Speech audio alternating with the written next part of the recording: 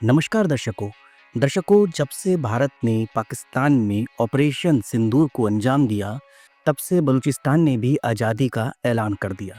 जी हाँ, पाकिस्तान के बलूचिस्तान प्रांत ने अपनी आज़ादी का ऐलान कर दिया, मगर देश के तौर पर खुद को स्थापित करना इतना भी आसान नहीं होता।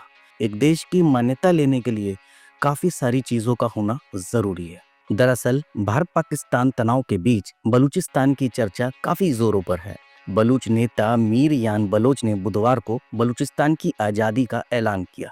उन्होंने भारत से दिल्ली में बलूचिस्तान का दूतावास खोलने और संयुक्त राष्ट्र से मान्यता देने की मांग की। मगर यहाँ ये जानना ज़रूरी होगा कि सिर्फ ऐलान करने से ही एक देश नहीं बन जाता। मौजूदा समय में दुनिया में ऐसे कई देश हैं जो अपनी आज़ादी की घोषणा कर चुके, मगर अभी तक उन्हें देश के तौर पर मान्यता नहीं मिली। देश की कोई तय परिभाषा नहीं होती, मगर 1933 में लैटिन अमेरिकी देश उरुग्वे के मोंटेविडियो शहर में एक सम्मेलन आयोजित किया गया था। इसके मुताबिक देश के कुछ तत्व निर्धारित हैं, उसके आधार पर ही किसी क्षेत्र को देश की मान्यता मिलती है, जैसे कि जनसंख्या, निश्चित भूभाग, सरकार और संप्रभुता। बलूचिस्तान के मामले में बलूच लोगों की जनसंख्या पाकिस्तान के अलावा ईरान और अफगानिस्तान तक फैली है, मगर उनका क्षेत्रफल अभी तय नहीं है। बलूच विद्रोहियों के पास अभी अपनी सरकार नहीं है, फैसला लेने व दूसरे देशों से संबंध स्थापित करने की भी शक्ति नहीं है। मोंटेविडियो कन्वेंशन के तहत अंतर्राष्ट्रीय कानून का पालन बहुत अहम है, जैसे कि आज़ादी का ऐलान करने वाले देश के पास अपना स्पष्ट रूप से परिभाषित क्षेत्रफल हो, जनसंख्या का होना अहम, खुद की सरकार, अन्य देशों के साथ संबंध बनाने की उसकी ताकत।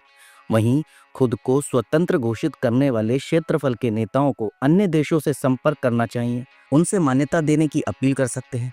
अगर कोई बड़ा देश मान्यता देता है तो उसके प्रभाव में आकर कुछ अन्य देश भी मान्यता दे सकते हैं। यदि अंतर्राष्ट्रीय स्तर पर अधिकांश राज्यों का समर्थन मिलता है तो देश बनाने में आसानी होगी। मगर यहाँ ये भी जानना जरूरी है कि अगर कुछ देशों ने मान्यता दे भी दी तो इसका मतलब ये नहीं है कि उसे संयुक्त राष्ट्र से भी मान्यता मिल जाएगी।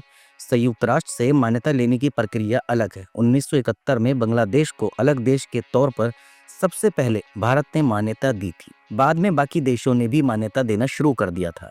मगर दुनिया में कई विवादित देश हैं, जैसे इजराइल को कुछ ही मुल्कों ने देश के तौर पर मान्यता दे रखी है। वहीं पाकिस्तान समेत कई देश आज भी इजराइल को देश मानते ही नहीं। वैसे ही ताइवान, फिलिस्तीन और कोसोवो को भी बहुत से देशों ने मान्यता दे रखी है, मगर इनमें से कुछ के पास अब भी संयुक्त राष्ट्र की सदस्यता नहीं है। संयुक्त राष्ट्र की वेबसाइट के मुताबिक किसी भी नए देश को मान्यता सिर्फ बाकी देश या उनकी सरकारें ही दे सकती है। संयुक्त राष्ट्र ना तो एक राज्य है और ना ही सरकार। ऐसे में उसके पास किसी देश या सरकार को मान्यता देने का कोई अधिकार नहीं है। देशों के एक संगठन होने के नाते यूएन सिर्फ किसी नए मुल्क को अपनी सदस्यता दे सकता है और इसकी एक तय प्रक्रिया है। संबंधित देश को सबसे पहले यूएन महासचिव को एक पत्र लिखना होगा। संयुक्त राष्ट्र चार्टर के दायित्वों के पालन की बात को भी स्वीकारना होगा। आवेदन पर सुरक्षा परिषद विचार करेगी। अगर सदस्यता की सिफारिश की जाती है तो सभी 5 स्थायी सदस्य का पक्ष में मतदान जरूरी है। वहीं 15 स्थायी सदस्यों में से 9 का समर्थन मिलना अहम है। यहाँ तक अगर सब कुछ सही रहा तो सदस्यता की सिफारिश को महासभा में पेश किया जाएगा। यहाँ 2/3 बहुमत हासिल करना जरूरी है। प्रस्ताव पारित होने वाले दिन से ही नए देश की सदस्यता लागू हो जाती है। इसके अलावा एल्गालैंड, वर्गालैंड, अल्टानियम, क्रिस्टानिया जैसे देशों को अभी तक किसी ने मान्यता नहीं दी है। इन देशों के पास अपना झंडा, करेंसी और सरकार भी है। 1971 तक ताइवान एक देश था, मगर चीन के संयुक्त राष्ट्र की सदस्यता मिलने के बाद ताइवान से ये दर्जा छीन लिया गया। सिर्फ 15 देश ही ताइवान को स्वतंत्र देश मानते हैं, मगर भारत समेत बाकी देशों ने अभी तक ताइवान को मान्यता नहीं दी। ग्रीनलैंड और तिब्बत को भी देश के तौर पर मान्यता नहीं मिली। अमेरिका के अंदर लकोटा रिपब्लिक नाम से अलग देश है। अफ्रीका में भी ब्रोत्सेलैंड नाम का एक देश है। यहाँ के लोग जाम्बिया से खुद को आजाद घोषित कर चुके हैं। ऐसा ही एक अन्य देश ओगोनीलैंड है। इसने खुद को नाइजीरिया से स्वतंत्र घोषित कर रखा है। ओगोनीलैंड और ब्रोत्सेलैंड ने 2012 में अपनी अपनी आज़ादी का ऐलान किया था, मगर अभी तक किसी देश ने इनको मान्यता नहीं दी। सोमालियालैंड 1991 से ही अपने आप को सोमालिया से अलग देश बताता है, मगर अभी तक मान्यता नहीं मिली।